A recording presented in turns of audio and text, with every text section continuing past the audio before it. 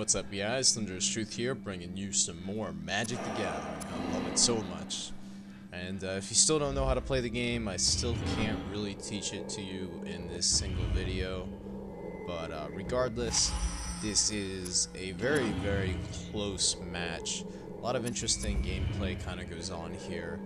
It's kind of difficult for me to, I'm not sure if I'll be able to keep up with this commentary.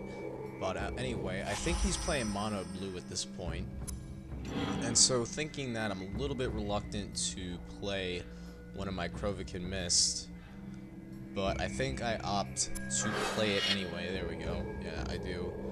Because I figure that for me to play it and him counter it would be a waste of a counter for him, because it's only a 1-1 at the moment, and, it's the beginning of the game, so it's not that game-changing.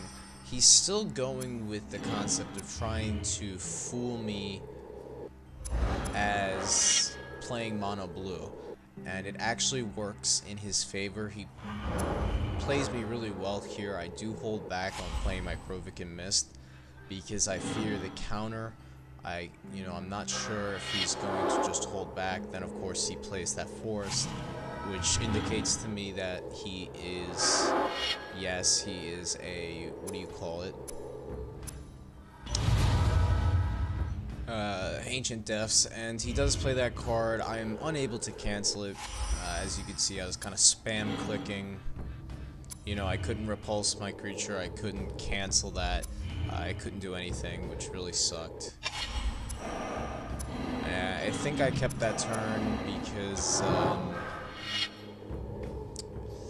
I kept that turn because I didn't want to, I wanted to be able to counter something if he played a monster to counter. Now, it's really obvious when you do this because having 5 mana and playing nothing strongly indicates that you do have the counter. I think this turn he does play a 3/3, and if you kick it, yeah, he plays it this turn. What happens is he's able to destroy some permanent, and he will end up destroying one of my lands. I made a mistake here. I really should have countered this, because countering this would have prevented him from being able to, and here I get a message from some guy advertising for Halo Reach, but I should have countered this, because countering this would have allowed me to keep the land, which is very important. It would have, I thought about repulsing here, but then I thought of the fact that that would be kind of stupid and redundant, because then he could just destroy another one of my lands, and that's stupid. But I was saving the counter because I knew that he had the creature with Shroud in his hand, and I really didn't want that to happen. That ended up being a huge mistake here, because he's going to not summon that because he knows that I have the counter. Being smart, seeing that I have, kept all my land available, and obviously I have 7 cards in my hand, so it's very obvious that I do have the counter in my hand somewhere. I'm not sure why I paused there. It certainly wasn't to concede the duel, because it is nowhere close to being over yet. But again, I'm kind of just contemplating, what do I really want to do here, because it's a very difficult decision. I paused the timer because I'm really stuck in indecision. Do I really want to summon something, because I will have to discard otherwise? I'm not trying to be a jerk here in pausing the timer constantly. I'm just thinking, what do I want to do? Unfortunately, I'm stuck at this point where I have to discard a card, and I picked the card that allows me to draw 2 more cards, simply because I fear that, I'm not going to be able to play that card, because I need to play things that actually will contribute directly to the field. At this point, I think I decide I need to play something. I don't really have a choice in the matter. Yeah, I do decide that. I'm not sure if I play both my Krovikin Mist. Yes, I do. This means he will be able to play his, what do you call it, next turn, his, I forget what they call it, but the 6/6 with Shroud and Trample, that one, which he's been holding back the entire game because he feared the counter, which he was right that, I did have the counter. He's also going to play his 1/1, which allows him to draw a card. I'm going to remember that he has that, what do you call it, Ether Mutation. And it's very important that you try to remember every revealed card that, is obviously revealed to you, because unless you really just do. You have to remember about things like that. And I do play my Lord of the Unreal at the moment. I'm contemplating whether I want to play my 3/3 unblockable. I think I decide against it because, well, it's really a 2/2, but with the Lord of the Unreal, it becomes a 3/3. Still deciding here. I think I decide not to play it. Yeah, I don't play it. And I think that's because I don't want him to use Ether Mutation on my Lord of the Unreal. It's kind of important to me to keep that Lord of the Unreal on the table. I do think that I plan on killing his 6/6 flyer if he happens to attack with it. At this point, I'm kind of thinking, you know what, I really do want to get that out of here. I do have the hand advantage with him only having, I think, 1 card in his hand at the moment. As I said in my last video, I can't really see small numbers like that because the way that my video editing program works, I only see the video through a very small screen, and there's a bunch of other stuff that I work with. But regardless, I'm kind of looking at my hands here, thinking, what do I really want to do? I can't attack with the 6/6 flyer on the field, unfortunately, and I'm not sure if I want to keep my counter, my creature counter, which is important because if I do play that creature counter, I do get another illusion on the field, and which will buff both of my Krovikin Mist, which will also make my field overall much more powerful.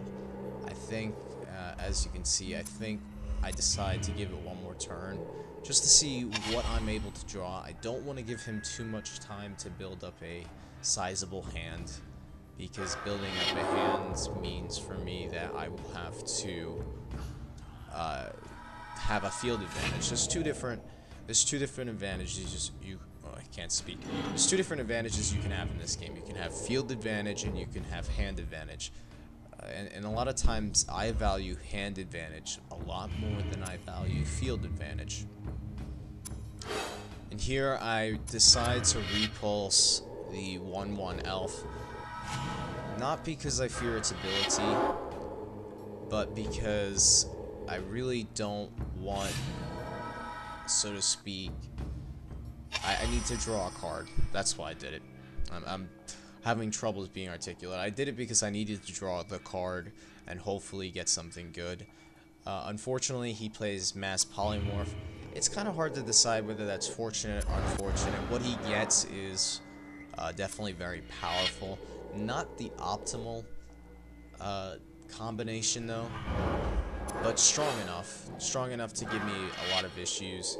I do opt to give myself the extra turn because, at the point that I'm at the moment is kind of a bad one.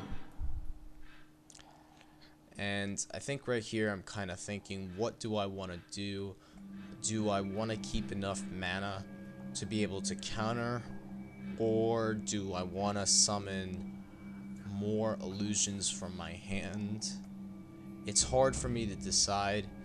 He could opt not to play the card in his hand, which one of the cards in his hand, like I said, I can't really see how many cards are in his hand at the moment because the video is so small, but I do know he at least has that elf in his hand, and he may opt not to play it because it's just the 1/1, and even though its special ability is great, he does seem to have the field advantage at the moment. I decide to play the illusions from my hand to buff my Krovikin Mist, which are now unblockable because he no longer has his 6/6 flyer. And I will hit him for 10 this turn, which will lower him down to 10. I have to be wary this turn, because this turn he will most likely strike me with his Annihilator 4, which, you know, Annihilator 4 means I have to destroy 4 permanents on my side of the field. Doesn't have to be monsters, fortunately for me. And yes, he does attack me with it, so I decide to take out 3 islands, I think. I want to save 3 so that I can play my unblockable creature next turn. And then, of course, I choose my bear to sack, I think. And then I also block with that. I can't take this hit directly, because taking this hit directly would mean that next turn he could attack me with his 7/11 with trample. So there would be no way for me to really prevent myself from dying next turn. I really basically had to make concrete that I was going to win this turn. So right here, I'm not sure why I'm thinking about this. There really is nothing to think about.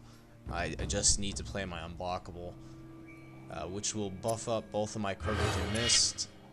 Unfortunately, I think what I was thinking about there was I thought that, you know, damn, I lost the game because I'm not going to be able to swing with enough damage this turn in order to take him out. And I don't want to lose next turn, because if he swings with everything, I most certainly will lose if I swing him with both my Mist, I think. So I decide to, and that's the hardest part about this game sometimes, thinking about stuff on the spot, making sure. So I decide to swing in with 1 Crovican Mist, this way that if he swings him with everything, I will be able to block his 2/2 and his 1/1. I can take the 7/11 completely, and then of course I will block his 10/10 for the Annihilator 4 effect, and as you can see I kind of skipped there because he doesn't end up doing anything. I think he realizes here that there's nothing he can do unless he drew something that was a miracle. So he skips his attack phase, you know, he just basically gives me the game. But anyway, that was a really close game, very interesting game. It could have went either way. I got kind of lucky. I don't know. It was an interesting game regardless. I made a mistake in the beginning, but hope you guys enjoyed, and thank you for watching. And I will see you in my next video.